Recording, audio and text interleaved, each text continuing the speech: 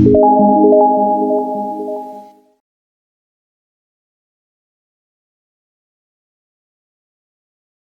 Doctors, आज हम लोग एक ऐसे टॉपिक के बारे में बात करने वाले हैं, ऐसे टॉपिक के बारे में सीखने वाले हैं जिसके पेशेंट आपको ओपीडी में ज़्यादातर देखने को मिलते हैं। लेकिन बहुत सारे ऐसे जीपीज होते हैं, बहुत सारे ऐसे क्लिनिशियंस होते हैं जो ये पेशेंट मैनेज करने के लिए थोड़ा कतराते हैं या फिर थोड़ा डरते हैं या फिर उनसे थोड़ा डायग्नोसिस नहीं हो पाता, इसीलिए वो डायरेक्टली उनको हायर सेंटर में भेज देते हैं। जी हाँ, मैं बात कर रहा हूँ एब्डोमिनल पेन के पेशेंट के।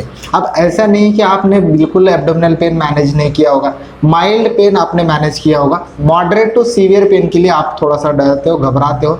ये चीज़ जायज़ भी है क्योंकि कभी कभी पेशेंट कॉम्प्लिकेट अगर हो गया तो रिलेटिव आपको यहाँ पे ब्लेम कर सकते हैं, इसीलिए डरना भी जायज़ है। लेकिन उसकी वजह से आपके प्रैक्टिस में कोई इम्पैक्ट नहीं होना चाहिए, इसीलिए आपको एक बेसिक टू एडवांस नॉलेज आपका एब्डोमिनल पेन का होना चाहिए कि कौन से टाइप के पेशेंट एब्डोमिनल पेन के आपके पास आएंगे, कौन से पेशेंट को आपको मैनेज करना है, कौन से पेशेंट को मैनेज नहीं करना, यानी कि कौन से पेशेंट को हायर सेंटर में डायरेक्टली भेजना है। इसके बारे में थोड़ा सा डिफरेंशिएशन अगर आपको पता है तो आप कुछ पेशेंट आपके ओपीडी बेसिस पे बहुत अच्छे से मैनेज कर सकते हैं। अब से फॉर एग्जांपल आपके पास अगर कोई एक पेशेंट आता है एक्यूट अपेंडिसाइटिस का, एक्यूट अपेंडिसाइटिस एक ऐसा पेशेंट है या फिर ऐसा टॉपिक है जिसके पेशेंट आपको बहुत ज़्यादा देखने को मिलेंगे, जिसके बारे में लेमैन भी अच्छी तरह से जानता है कि एग्जैक्टली पेन कहाँ होता है। ठीक है, सबको पता है कि एक्यूट अपेंडिसाइटिस का पेन राइट इलियाक फोसा यानी कि राइट लोअर क्वाड्रेंट में होता है। ठीक है, पेशेंट को भी आप पूछोगे ना तो पेशेंट वही बताएगा कि सर मैं राइट साइड लोअर साइड पे पेन हो रहा है। ठीक है, मुझे भी लग रहा है कि अपेंडिसाइटिस हो सकता है, यानी कि अपेंडिक्स का तकलीफ हो सकता है, ऐसा मुझे भी लग रहा है, ऐसा पेशेंट खुद बताएगा।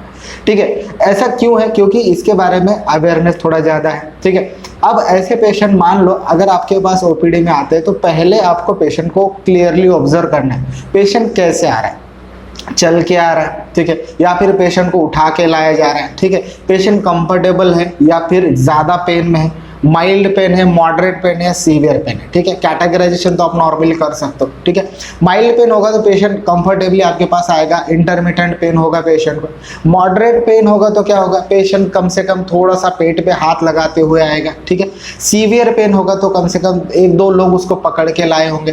तो बेसिकली क्या करना है, आपको ये चीज़ें भी ऑब्जर्व करनी होती है कि पेशेंट किस तरह से आपके पास आ रहा है। जैसे पेशेंट आपके ओपीडी में एंटर किया, आपको क्या करना है, पेशेंट को एग्जामिनेशन टेबल पे लिटाना है। ठीक है, क्लियरली उसको एक पूछना है कि भाई आपको पेन एग्जैक्टली कहाँ हो रहा है, थोड़ा सा पॉइंट करके बताना है। ठीक है, एक टिप ऑफ द फिंगर से आप उसको एक पॉइंट करने के लिए बोलो कि एग्जैक्टली पेन कहाँ पे हो रहा है।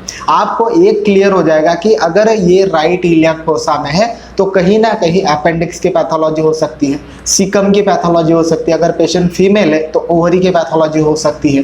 तो आपके माइंड में कम से कम 4 से 5 डायग्नोसिस, प्रोविजनल डायग्नोसिस बैठने चाहिए कि बेसिकली ये एरिया में इस चीज का पेन हो सकता है। ठीक है, इतना तो क्लियर हो गया।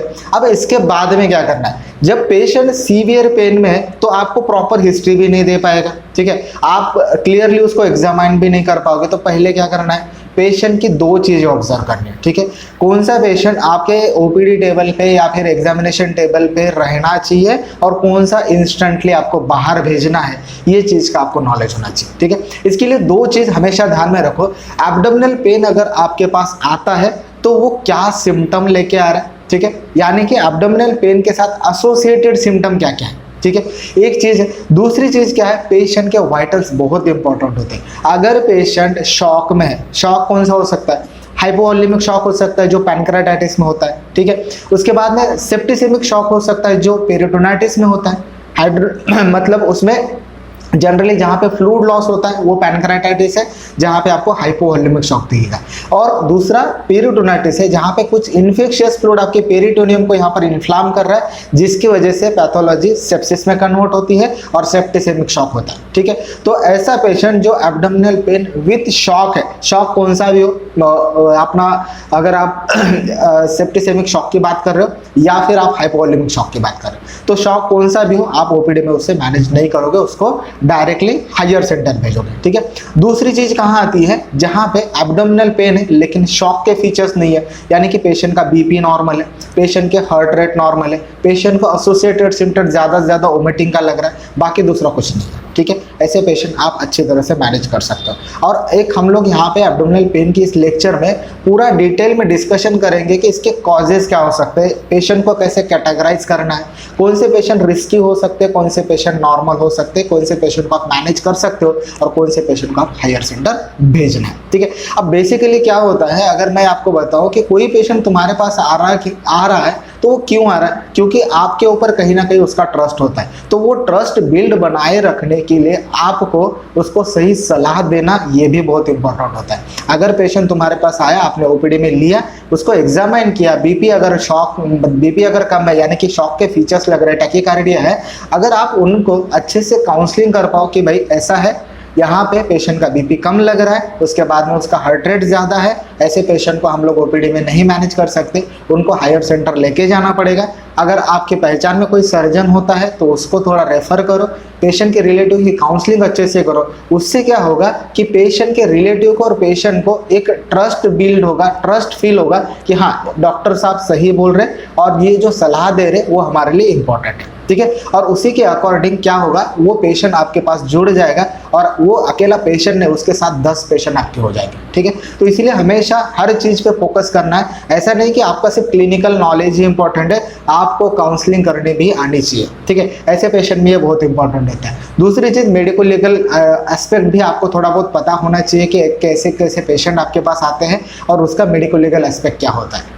ठीक है, क्योंकि पहले जब पेशेंट आता है तो नॉर्मली सही से बात करता है, ठीक है, उसके बाद में उसका बिहेवियर अच्छा होता है। लेकिन अगर पेशेंट की जान को कुछ खतरा हो गया या फिर पेशेंट को कुछ रिएक्शन आ गई या फिर तुम्हारी गलती अगर कुछ दिखी पेशेंट को, तो पेशेंट के रिलेटिव पैनिक होते हैं और हमारे ऊपर एक कुछ एलिगेशंस लगाने का काम नॉर्मली पेशेंट के रिलेटिव्स करते हैं। ठीक है, तो ऐसी चीज़ों से भी हमें बचना है। हर पेशेंट में आपको कॉन्फिडेंस दिखाना है लेकिन ओवर कॉन्फिडेंट नहीं होना। क्या बोल रहा हूँ मैं, कॉन्फिडेंस दिखाना है लेकिन ओवर कॉन्फिडेंट नहीं होना है, ये चीज़ हमेशा ध्यान में रखो।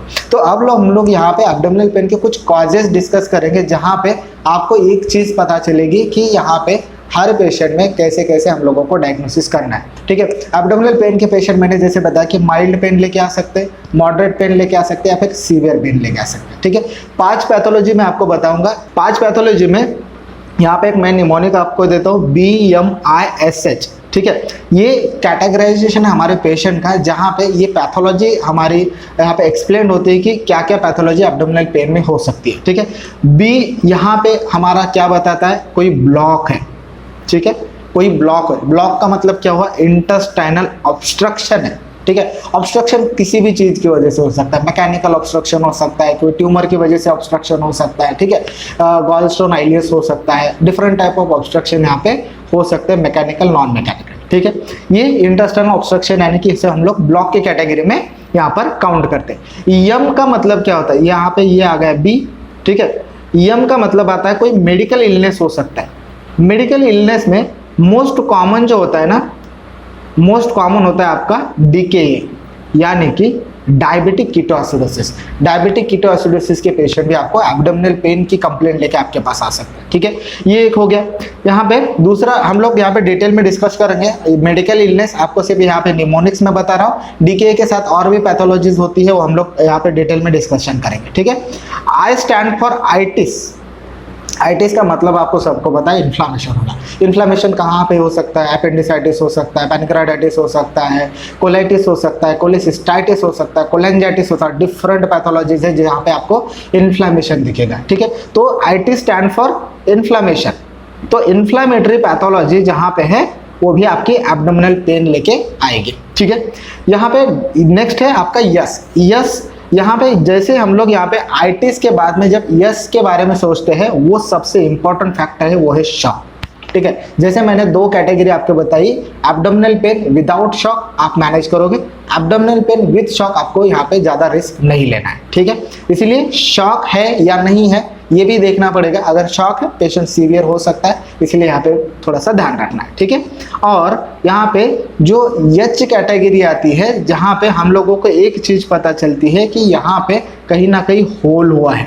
ठीक है, होल हुआ है, यानी कि ये होल इंटेस्टाइन में हो सकता है, स्टमक में हो सकता है, तो जो परफोरेशन जिसे हम लोग कहते हैं वो आपकी होल की कैटेगरी में आता है। तो 5 कैटेगरी आपको या फिर 5 पैथोलॉजीज आपको ध्यान में रखनी है, जिसका निमोनिक्स मैंने बताया BMI-SH। इससे आपको क्या पता चल जाएगा पेशेंट में पैथोलॉजी क्या है। ठीक है, ये पैथोलॉजी हम लोग डिटेल में डिस्कशन करेंगे।